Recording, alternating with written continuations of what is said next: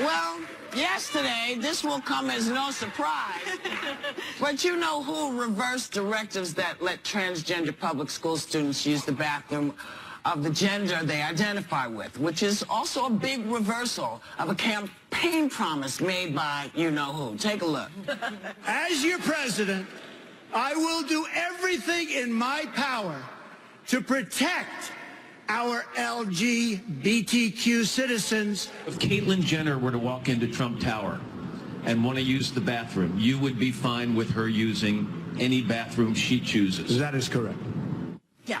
You know, later in the show, we're going to be talking to transgender teen Gavin Grimm, who's taking his school district to the Supreme Court over this. But really, what's the message to transgender Americans and to transgender kids? Isn't it hard enough to be in high school or grammar school identifying in a different way than other people see you? I mean, does this help, or is this just more chaos for people to flip out about? I mean, with kids, why would they do this to you? A lot of the people, sorry, Sunny, a lot of the people against it are talking about danger or fear, when in actuality the statistics support the fact that it's the transgendered kids that are being bullied and hurt on this journey right now. Yeah. Well, go ahead. And so I think the hard part right here is we're talking about the most vulnerable people in our society, our children, in their safe space of school. And as we all know, at that age, school-age kids can be some of the meanest kids you've ever seen, without questions of what gender you identify with or your sexuality or anything else. His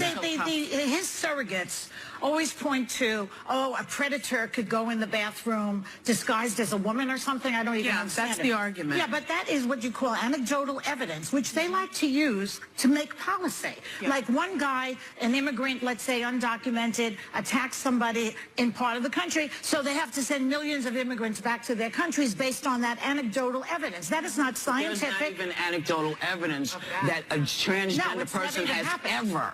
You know, and they're just trying to go to the bathroom, y'all. They're just trying to go to the bathroom. They're not looking for your kids. But don't you the think straight people are the people you need to be worried about. But are they it seems to me that they are appealing to the religious right on this one, that's who their constituency is, and let's just take everything away from people who are in need in this country, especially something that is socially iffy with religious people. It's interesting that Betsy DeVos might have been for this. Will you explain that? Well, the Department of Education and the Justice Department both have to work together to enforce Title IX, and that's what this is about. Title IX says that no person in the United States shall, on the basis of sex, be discriminated against in our schools that receive federal funding. So Betsy DeVos apparently was not supportive of this rescinding of the Obama administration directive, which basically said, listen, you cannot discriminate against someone based on sex, and sex needs to be looked at, that term, very broadly. It also includes sexual orientation and gender identity. Right. Now, the Trump administration is saying, no. It should be looked at a little more narrowly, and sex just means gender. It just means male and female. So that's what I think the Supreme Court needs to decide once and for all. So Betsy reneged, went back on what she truly believed.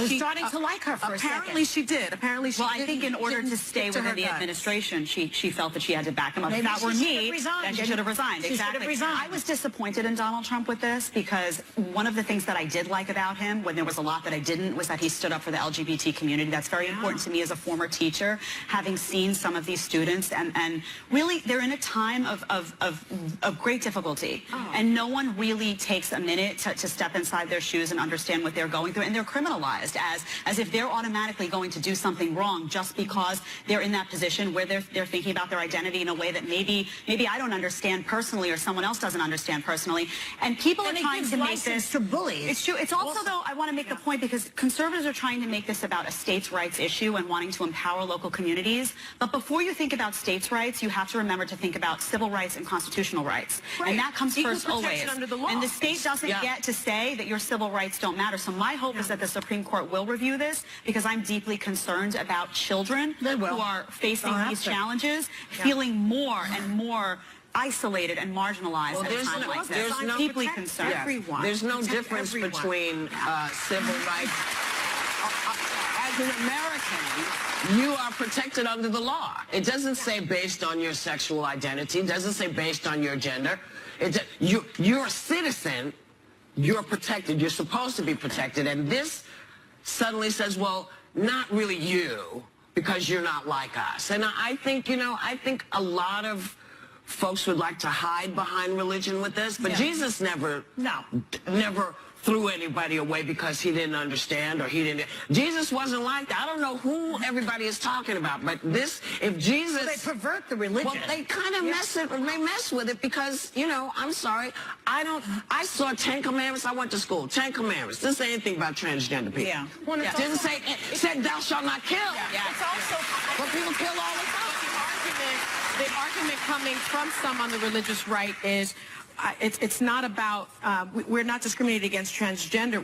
They're legislating, they want to legislate on fear. They want to say, you know what, if someone is pretending to be male and going into the men's bathroom or pretending to be female and going into the female bathroom, if that was something that were happening as often as straight people abuse children, I would say, hey, we should talk about this. But we don't have, there's no anecdote, there is nothing, and I get it. There isn't one single case of a transgender person abusing a child in a bathroom. Could the argument not be that a straight person would put on, some sort of act? I'm just trying to see the other side from the parent's perspective. Could a straight person put on a facade and pretend to be, whatever, to get to perpetrate? That's the argument. Separate two things. First of all, this is gender identification, not sexuality. So this isn't about straight and gay. This is a gender identification. Exactly. So I think that's the important thing here is we're perpetuating a language in all of these discussions that they're putting on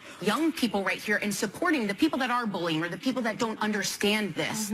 I think the problem is they're empowering it, and everyone should see the movie Normal. There's a movie with Tom Wilkinson, and I remember watching it years ago, and for the first time, although not all of us have someone in our lives that's gone through this journey, it helped me understand the journey from the inside out, which helps people, I think, when you're talking about legislation. How about the fact that Donald Trump, yet again, has lied to the American people? That's the big story. He's not running the show. He's not running the show. Well, there's a whole lot of presidents, and none of them's name starts with a D. Okay? Nobody who's running this country's name starts with the D and ends with a T. This is an agenda by a whole bunch of other folks that we as Americans have to be careful of because we're basically known for at least having the ability to say, hey, maybe I don't know what you're going through, but I've got your back. That's what Americans basically have always done. So you think this President Bannon is behind this? I do. I think it's Sessions. Well, Jeff Sessions, President Sessions, President Bannon. They're like the mean team. The mean team.